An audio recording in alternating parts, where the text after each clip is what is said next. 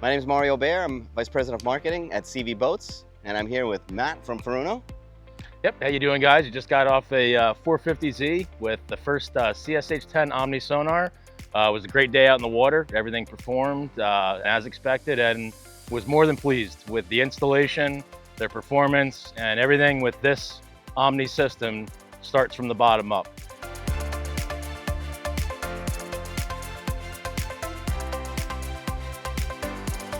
The history of the Omni Sonar, it was never really meant for the sport fishing application.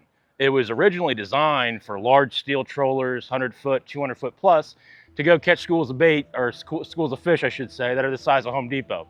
About 11 years ago, there was a large sport fishing vessel in the 70-foot range that decided to put one on and started winning tournaments. And lo and behold, now we're in an era where if you go out competitive fishing, leisure fishing, and you're serious and you want to put an Omni Sonar on your vessel, you're at a severe disadvantage. So there's about, I'd say, close to 1,500 out there right now. And we just recently started about 2.5 years ago getting into the large center console market, which has really taken off. So when it comes to the type of fishermen that this unit would help, obviously we all know about sonar, which shoots down, straight down to the bottom, helps us see the bottom for bottom fishing. This isn't necessarily going to make that any better. It's designed to go out and look through the water this way? Correct, yeah, so it's Omni. So when we refer to Omni, we refer to omnidirectional, such as 360. So in the transducer, or sound dome, as we call it, there are over 400 transducers that simultaneously ping at 360 degrees. So for your traditional down sounder that shoots, straight up and down, you're no longer relying on that to catch fish. You are now actively hunting fish that are around your vessel. There's an 8-inch hull tube, fiberglass hull tube, where the transducer is attached to a hoist unit. The hoist unit deploys and retracts the transducer physically below the actual keel. And this is what gives it its three-dimensional, 360-degree radius of tracking fish. So there's a tube, like a periscope of sorts. Correct. That will be deployed from the boat and then retracted. Yes, yes. Okay. It increases your advantages exponentially having one of these on board.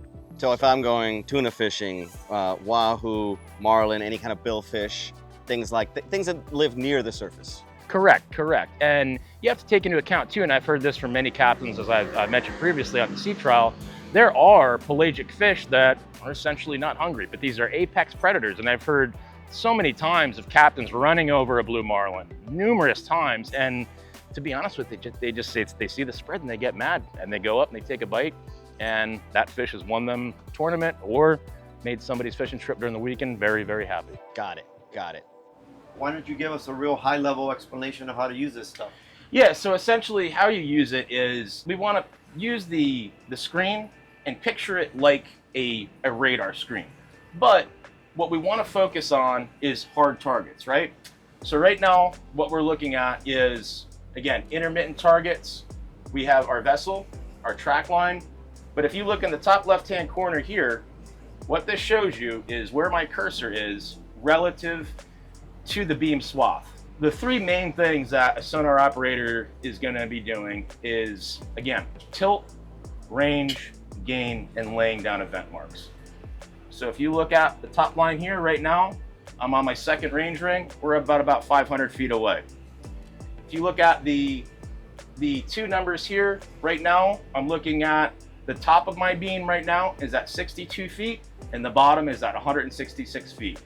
We're running at a gain of 4, so I'll bring it back down to 3. And especially if you're running in shallow water and you want to run your tilt at a higher angle, you're going to be catching a lot more stuff that's in the water column, okay?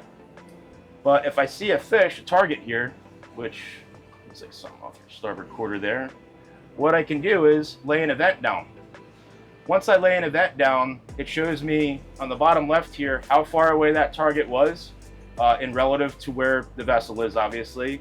And then if that target pops up again, I can lay another event down, and this will show me how fast that target is moving. So I'll know if it is a shark, a whale, a sea turtle, something that I'm not going after. How do I use this offshore? So how you use it offshore is you can essentially you can use it as a one-man band. You can be an owner operator of the vessel and the sonar. It does take a little bit more hands-on, right, if you're using it by yourself. But we also have the ability now with Starlink to remote into the sonar via TeamViewer. So if you have your super serious sport fishing guy and he knows someone who knows how to run it, he can get a TeamViewer license and remote in.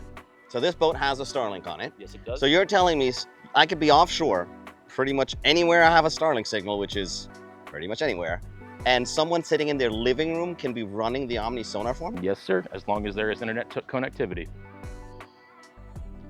Wow. If you have a Furuno TZT XL MFD on your boat, you can directly control every single aspect of the sonar directly from the MFD.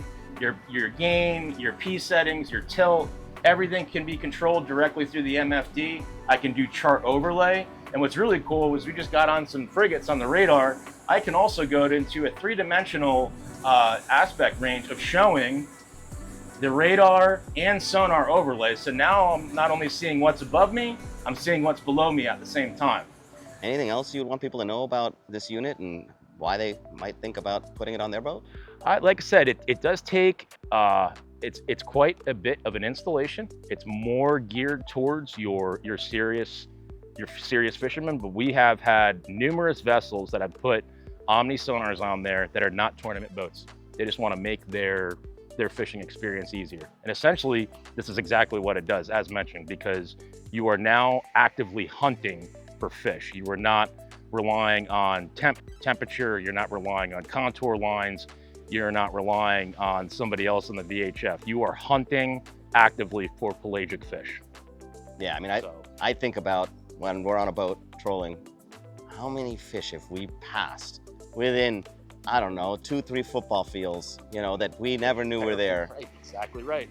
Yeah, and that's the whole, that is literally the whole premise of the Omni system, is to now actively track these fish or actively hunt these fish. So it's a game changer, and it's only going to continue to get better with the technology as it improves, as we improve with the Omni technology and the software that we can do with the CSH-10 Omni sonar. I have the sonar set to an automatic retract of 10 knots. Indicator light negates that your sonar is now deployed. All the way down. Right now I have it set as an auto retract at 10 knots. All right, so I'm going to push up the throttles. So yep, let's go ahead. Yep, let's go ahead.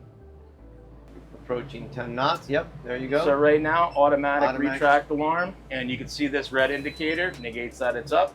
So the green tells me I am good that to run. You are good to go. And so right it tells now, you retract. Yep, retract operation is And worked. there's a big old yellow line on top that says automatic retract alarm. And if I want to get rid of this alarm, go ahead and right click. So basically, just to be clear, what goes in there is it's a tube that gets deployed, kind of like a periscope on a submarine, but it goes down. Correct. And it sticks out of the bottom of the boat. Correct. When you're going below a certain speed. Correct, yes. And then it retracts completely flush with the hull so that you can run the boat when you're not using it. Correct. Okay, and in order for it to be able to do that, you're saying basically the installation it's part of building the hull, the liner. Correct, yes. You have your fiberglass hull tube, and then you have your hoist unit, and then you have a flange that bolts onto the top of that fiberglass tube that holds the hoist unit, that deploys and retracts the sonar. Okay, so a lot of the sonar's performance is right off the bat, as I mentioned earlier, on installation. We want to keep vibration to a minimum. We want to make sure that the transducer cables are away from any high voltage cables, so there's no bleed over or no noise, I should say. But yeah, that's pretty much what it is, what it entails. And it's not a straightforward, easy installation your first go around, but like anything else, once you get the hang of it, it's off to the races. Well, I hope they get a little bit more experience with it, get a chance to troll with it some more. It definitely seems like it would make trolling and looking for pelagics a lot more fun. It will. It'll get you on some fish, trust me. There's a reason why we have that many of them out there right now. So awesome. Well, thanks for showing us around today. You got it. Thank you. I appreciate it as well. Thanks, man. Pleasure meeting you.